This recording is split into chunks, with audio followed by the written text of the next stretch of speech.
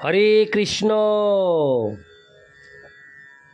আজ 15ই জুন 2025 ও 31শে জ্যৈষ্ঠ 1432 রবিবার।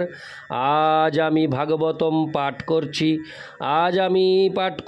ভাগবতমের চতুর্থ স্কন্দ প্রথম ভাগ 13শ অধ্যায় ধ্রুব মহারাজের বংশধরদের বর্ণনার শ্লোক 11 থেকে 21। নারায়ণ হে নারায়ণ ভবভয়হরণম নারায়ণ। শ্লোক 11। মত্তা তং জড়মুন্নত্তং কুলবৃদ্ধা সমন্ত্রীণ বৎসরং ভূপতিং চক্রুর্যবিয়ায়ংসং ভ্রমেষুতম।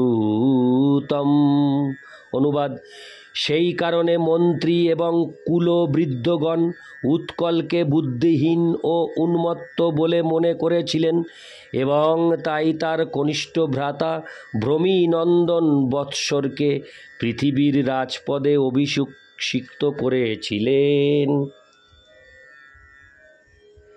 তাৎপর্য: এখানে দেখা যায় যে যদিও তখন রাজতন্ত্র ছিল, কিন্তু তা হলেও তারা স্বৈরাচারী ছিলেন না। পরিবারের প্রবীণ সদস্যরা এবং মন্ত্রীরা পরিবর্তন করতে পারতেন এবং উপযুক্ত ব্যক্তিকে রাজপদে অভিষিক্ত করতে পারতেন। যদিও রাজ পরিবারের সদস্যই কেবল সিংহাসনের অধিকারী হতে পারতেন, আধুনিক যুগেও যেখানে রাজতন্ত্র রয়েছে, কখনো কখনো সেখানে মন্ত্রী এবং রাজ পরিবারের প্রবীণ সদস্যরা রাজ পরিবারেরই কোনো সদস্যকে অপর সদস্য থেকে উপযুক্ত বলে মনে করে রাজপদে অভিষিক্ত করেন। ইতি শ্লোক 11। শ্লোক 12। সবীর্থির্বৎসর শ্রেষ্ঠা ভার্যাসূত ষড়াত্ম জান পুষ্পার্ণং তীক্ষ্ণকেতুং চ ঈশমূর্জং বসুং জয়ম।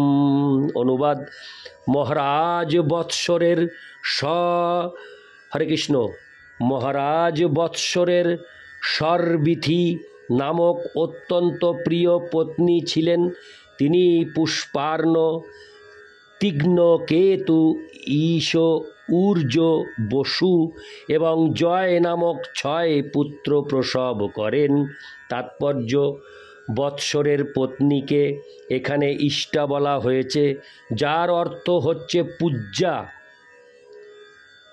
অর্থাৎ বৎসরের পত্নীর সমস্ত সদ্গুণাবলী ছিল, যেমন তিনি সর্বদাই তার পতির অত্যন্ত বিশ্বস্ত এবং অনুগত ও স্নেহপরায়ণা ছিলেন। গৃহস্থালির সমস্ত কার্যকলাপ পরিচালনা করার সমস্ত সদ্গুণ তার ছিল। পত্নী ও পতি হরে কৃষ্ণ পতি ও পত্নী উভয়েই যদি সদ্গুণ সম্পন্ন হন এবং শান্তিপূর্ণভাবে বাস করেন, তাহলে সুসন্তানের জন্ম হয় এবং সারা পরিবার সুখ ও সমৃদ্ধি সম্পন্ন হয়। ইতি শ্লোক 12। শ্লোক 13। পুষ্পার্ণস্য প্রভা ভার্যা দোষা চ দে বভূবতু প্রাতর্মধ্যন্দিনং সায়মিতি হাস্যন প্রভাসুতা। অনুবাদ: পুষ্পার্ণের প্রভা এবং দোষা নামক 2 পত্নী ছিল। প্রভার প্রাতঃ হরে কৃষ্ণ প্রভার প্রাতঃ মধ্যন্দীনম এবং সায়ম নামক 3 পুত্র ছিল। ইতি শ্লোক 13। শ্লোক 14। প্রদোষ নিশীত বুষ্ট ইতি। হরে কৃষ্ণ। শ্লোক 14 আমি প্রথম থেকে আবার পাঠ করছি। প্রদোষ নিশীত ব্যষ্ট, হরে কৃষ্ণ, বুষ্ট ইতি দোষাসুতাস্ত্রয় বুষ্ট সুতং পুষ্করিণং সর্বতেজো সমাদধে। অনুবাদ: দোষার, প্রদোষ, নিশীত এবং বুষ্ট নামক 3 পুত্র ছিল। বুষ্টের পত্নী পুষ্করিণী এবং তিনি সর্বতেজা হরে কৃষ্ণ নামে এক অতি শক্তিশালী পুত্র প্রসব করেন। ইতি শ্লোক 14। শ্লোক 15 থেকে 16। সচক্ষু সুতমা কুত্তাং পত্নাং মনুমো বাপোহ মনোরসূত মহিষী বিরোজান্নডলা সুতান পুরুঙ্কুৎসং ত্রিতং দুম্নং সত্যবন্ত মৃতং ব্রতম অগ্নিষ্টো মমোতিরাত্রং প্রদ্যুম্নং শিবিমুল্লুকম। হরে কৃষ্ণ। শিবিমুল্লুকম। অনুবাদ: সর্বতেজার পত্নী আকুতি চাক্ষুষ নামক পুত্র প্রসব করেন, যিনি মন্বন্তরে 6ষ্ঠ মনু হয়েছিলেন। চাক্ষুষ মুনির পত্নী ছিলেন নড্ডলা। তিনি পুরু, কুৎস, ত্রিতদ্যুম্ন,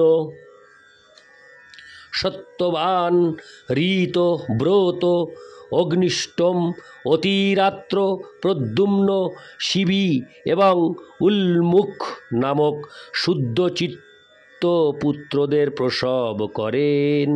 ইতি শ্লোক 15 থেকে 16। শ্লোক 17।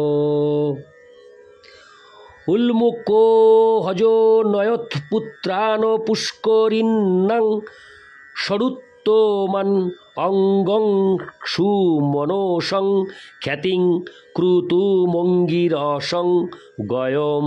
অনুবাদ: 12 জন পুত্রের মধ্যে, হরে কৃষ্ণ, 12 জন পুত্রের মধ্যে উল্মুক তার পত্নী পুষ্করিণীর গর্ভে 6টি পুত্র উৎপাদন করেছিলেন। তারা অত্যন্ত সুসন্তান ছিলেন এবং তাদের নাম ছিল অঙ্গ, সুমনা, খ্যাতি, ক্রুতু, অঙ্গিরা এবং গয়। ইতি শ্লোক 17। শ্লোক 18।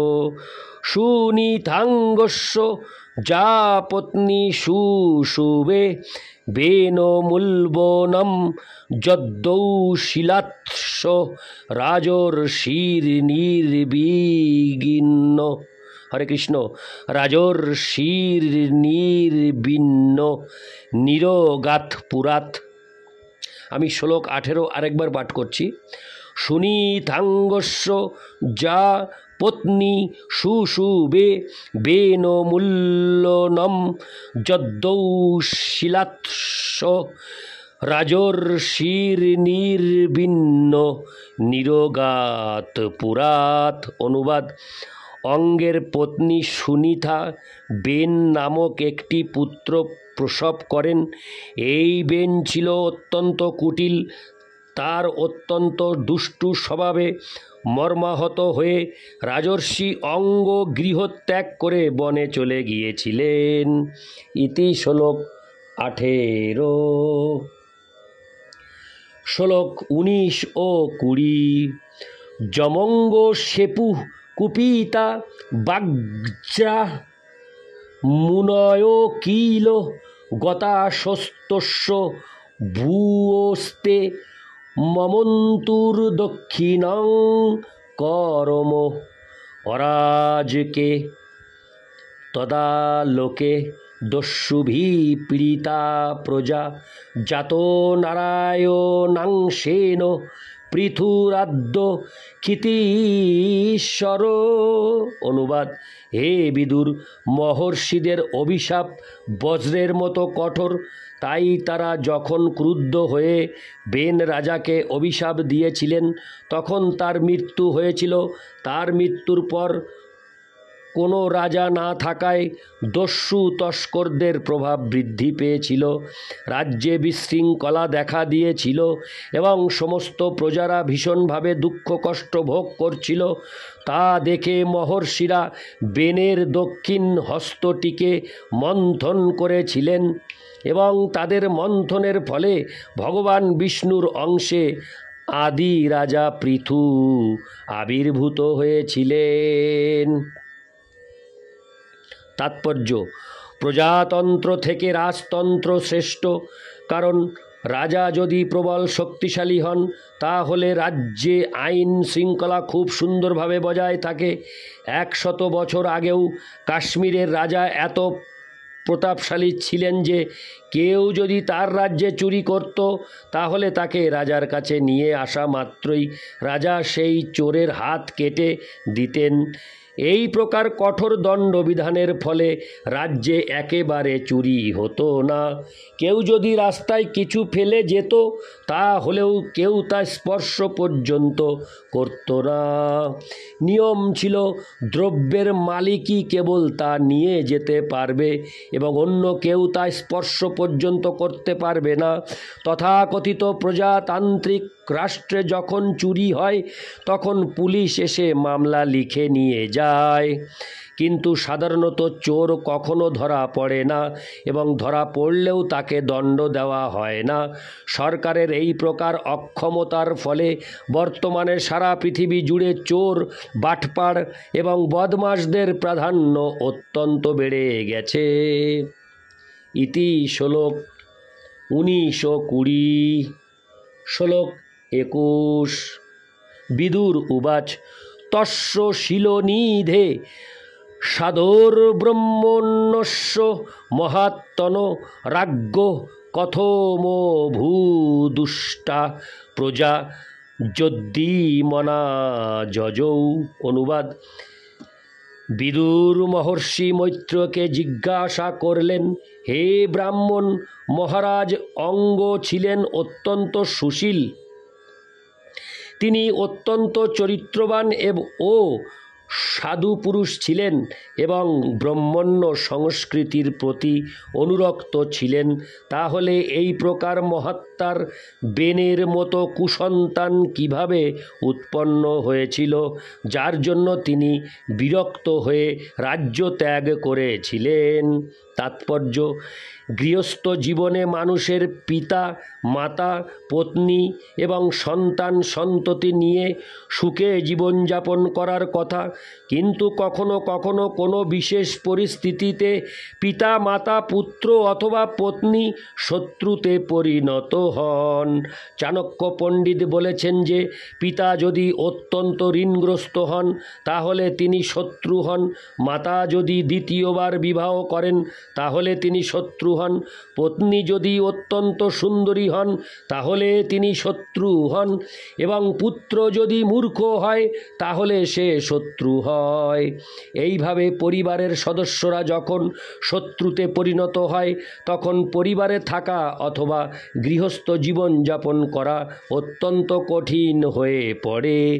জড়জগতে সাধারণত এই প্রকার পরিস্থিতি প্রায়ই দেখা যায়। তাই বৈদিক সংস্কৃতিতে নির্দেশ দেওয়া হয়েছে 50 বছর বয়সের পর গৃহত্যাগ করতে, যাতে জীবনের বাকি সময় কৃষ্ণ ভক্তি বিকাশের চেষ্টায় সদ্ব্যবহার করা যায়। ইতি শ্লোক 21। নারায়ণ হে নারায়ণ ভবভয়হরণম নারায়ণ। হরে কৃষ্ণ।